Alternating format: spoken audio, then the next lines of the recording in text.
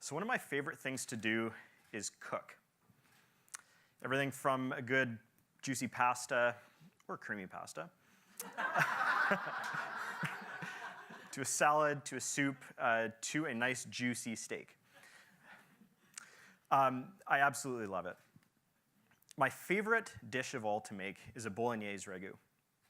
And the secret that I've learned to doing it right is that you can't follow a recipe. So from the moment that the oil hits the pan and starts to shimmer, to the time that the smell starts to waft up after I've added my vegetables, until I've started to bubble the sauce after I've added the wine and the passata and the meat. Instead of following a recipe, I'm focused on adapting to the specific ingredients that I'm using so that I can use them properly and get the most out of them. So what I've learned is that I can actually take these lessons from the kitchen and apply them to the business world, where our clients are facing threats of disruption from every angle, every day. There is no recipe to solve the challenges that they're facing. And so instead, they're required to change their approach and start to cook without a recipe. So today I'm here to talk to you about 3 things related to this. So first of all, to identify when your client is facing this type of adaptive challenge, to understand the importance of framing the challenge and designing a journey toward its resolution, and finally, to embracing the art of good questions and facilitating your approach with a client to bring out the broad expertise that's needed to solve this type of challenge.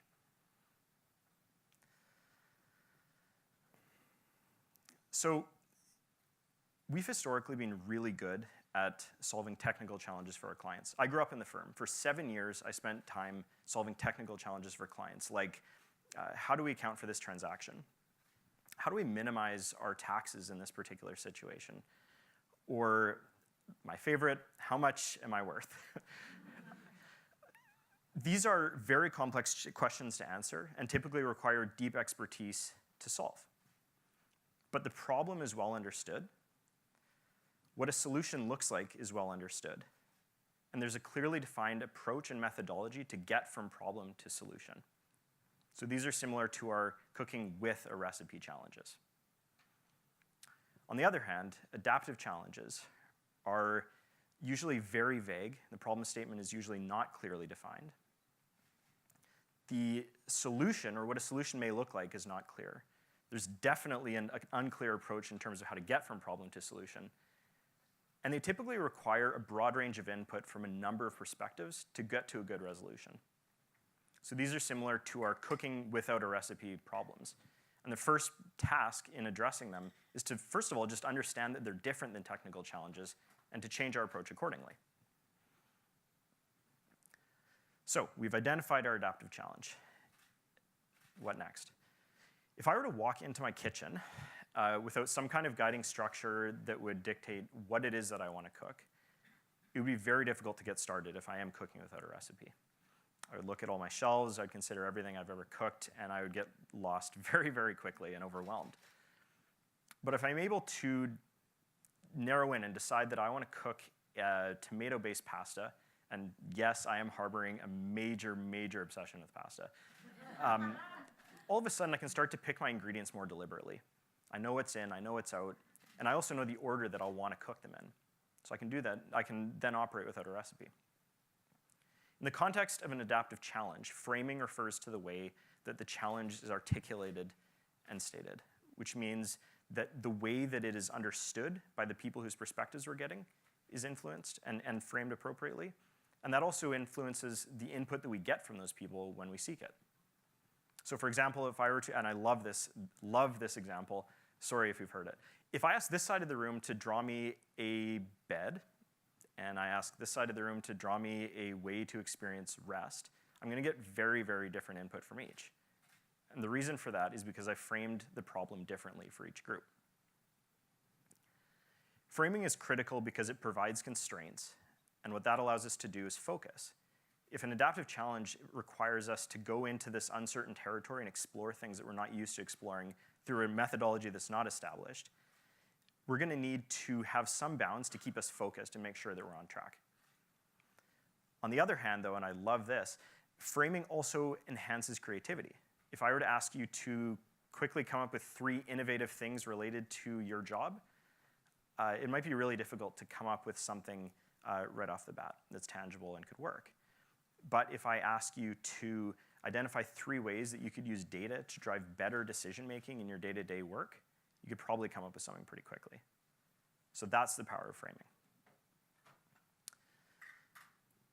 Questions? So we have identified an adaptive challenge, we have a frame, and we understand how we're going to get there. I also mentioned, though, that adaptive challenges require input from a broad range of stakeholders.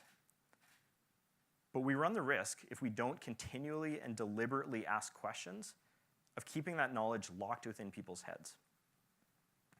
So I am fascinated by the concept of the curse of knowledge. And what that says is basically once we know something, it becomes really difficult to imagine not knowing it, which means it becomes difficult to imagine and get into someone else's head and what they know. But the risk is, if we are so focused on what we know and not focused on what others in the room know and could offer to the contribute to this discussion, we can stop asking questions. If we stop asking questions, we stop exploring. And if we stop exploring, we can fall short of a really optimal resolution to this adaptive challenge. So it's critical that we continue to ask questions. Questions are like our taste test. So perhaps less delicious, but what it allows us to do is understand how the unique perspectives are combining and if they're giving us the true flavor that we really want to get out of this dish. So I hope that as you continue your journeys to being trusted advisors to your clients, they're able to embrace the art of cooking without a recipe to help them adapt and resolve their most adaptive challenges. Again, this means 3 things. Helping them to identify that they are facing this unique type of challenge that requires a different approach. Helping them to understand the importance of framing that challenge and designing a journey towards its resolution. And finally, to continually embrace the questioning that's required to get that diverse perspective and expertise onto the table and into the discussion to make sure that it's considered and brings value to the discussion. Personally, I see this as the future of our interactions with clients, as our clients are facing more and more of these types of adaptive challenges that can't just be solved through a standard approach. To be honest, though, I see these techniques as fundamental to our ability to just navigate the journey of our complex, ever-changing lives. Because after all, is life not the ultimate adaptive challenge? Thank you. Let's hear it from